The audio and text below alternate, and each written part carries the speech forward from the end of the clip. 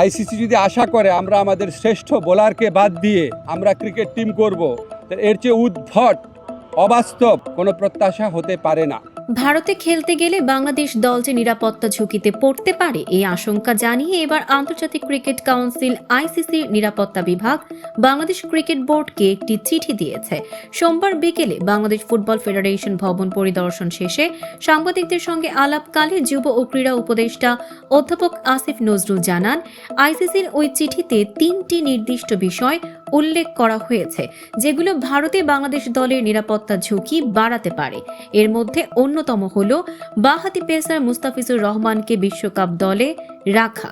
তিনি বলেন, চিঠিতে বলা হয়েছে 3টি জিনিস হলে বাংলাদেশ টিমের নিরাপত্তা আশঙ্কা বাড়বে। প্রথমত, বাংলাদেশ দলে যদি মুস্তাফিজুর রহমানকে অন্তর্ভুক্ত করা হয়।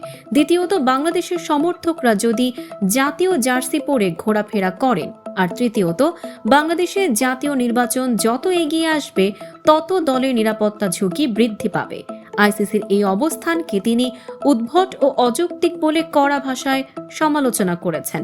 তার কথায়, আমাদের সেরা বোলারকে বাদ দিয়ে দল বানানো, সমর্থকদের জার্সি পরা নিষিদ্ধ করা বা নির্বাচনকে ইস্যু বানানো এগুলো অবাস্তব প্রত্যাশা ছাড়া কিছুই নয়। ক্রীড়া উপদেষ্টার দাবি, ভারতে বর্তমানে যে উগ্র সাম্প্রদায়িক ও বাংলাদেশ বিদ্বেষী পরিবেশ বিরাজ করছে সেই বাস্তবতায় নিরাপদ ক্রিকেট আয়োজন প্রশ্নের মুখে পড়েছে। মুস্তাফিজ ইস্যু আইসিসির চিঠি সেই শঙ্কাকে আরও জোরালো করেছে বলে তিনি মন্তব্য করেন। দর্শক, সাম্প্রতিক ও চমকপ্রদ সব খবর পেতে ফলো করুন আমাদের ফেসবুক পেজ সিবি24 টিভি এবং সাবস্ক্রাইব করুন ইউটিউব চ্যানেল সিবি24 অফিসিয়াল।